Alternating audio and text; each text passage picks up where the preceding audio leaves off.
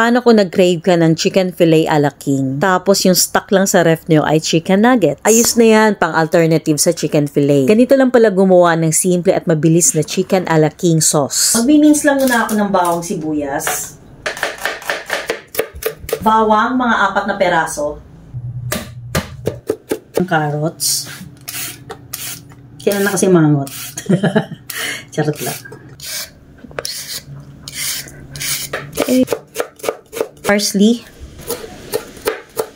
Para hindi mabilis masunog yung butter, naglalagay lang muna ako ng konting mantika. Ayan. Okay. Prito lang ako.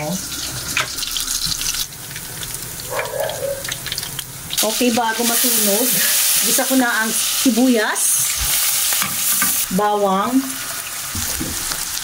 Medyo nasunog yung ano. Maglalagay na ako ng flour.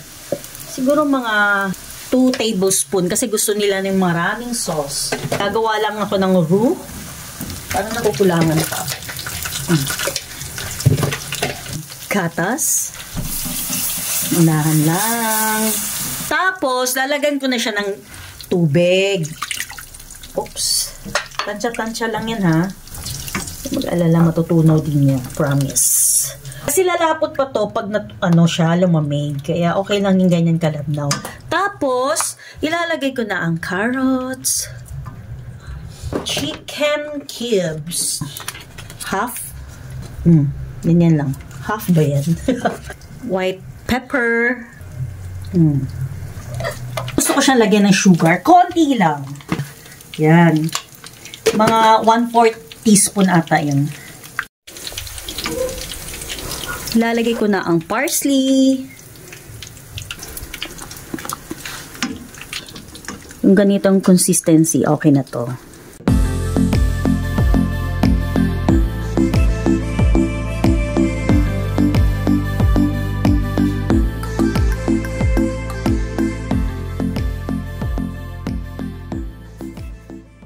Sausaw ko lang.